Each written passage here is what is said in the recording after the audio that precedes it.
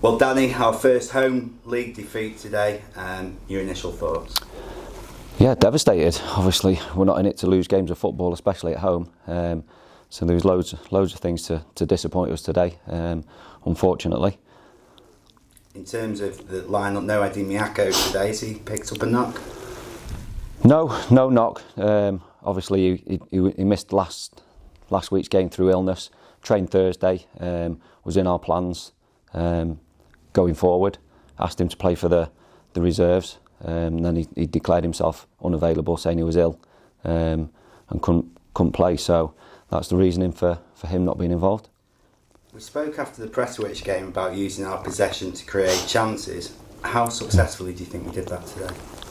At times, I thought we did well. I think it just boils down to individual mistakes that have led to our downfall today, which you can't allow for. But obviously, we're in it collectively. We're in it as a group. I take responsibility for who steps out on there on the pitch as a manager, and it falls at my feet. But you can't defend certain aspects and certain scenarios that happen in a game. Things happen beyond your control, and players have to stand up and be counted for sometimes. I think we all acknowledge the fact that we've got the best squad on paper in the league, but it goes down to individuals playing as a team as well, doesn't it? And that's highlighted today. Yeah, definitely. It goes to show in the goals that we conceded. I mean, you can't concede goals like that at any level at all. At least make it difficult for the opposition to score goals, and we didn't do that today, unfortunately. And we paid the price. One positive, or one of a number of positives. It was a great strike from James Berry, wasn't it, to open in the scoring. That's why we wanted to keep him here to the end of the season, wasn't it? Yeah, we know what he brings to the team, and he's done it on numerous occasions. And it was, one of the main reasons we wanted to keep him till the end of the season. But obviously, it's more to it than that.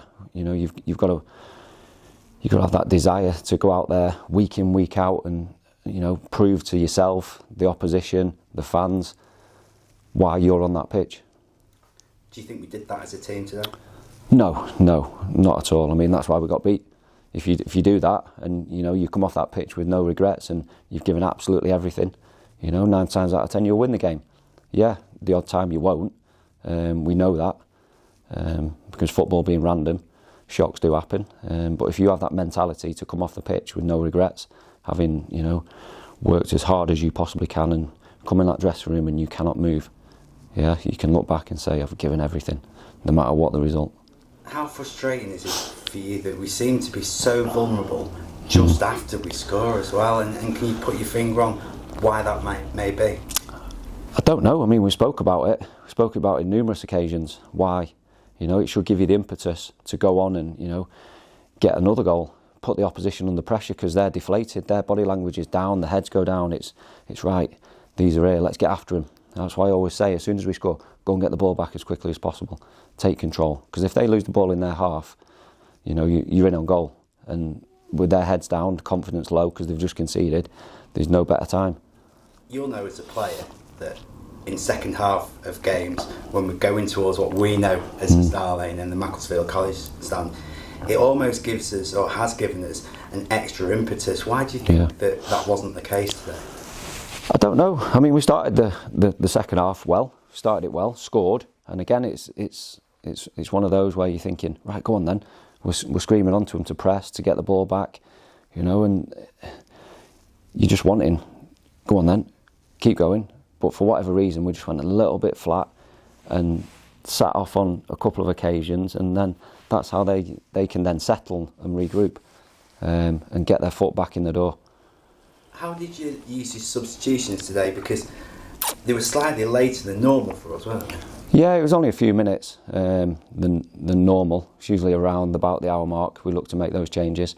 And then obviously Tom indicated to us that he'd blown up, which we don't mind. We ask players just to go out there, give everything they've got, and when they blow up, and if they blow up, then we bring them off.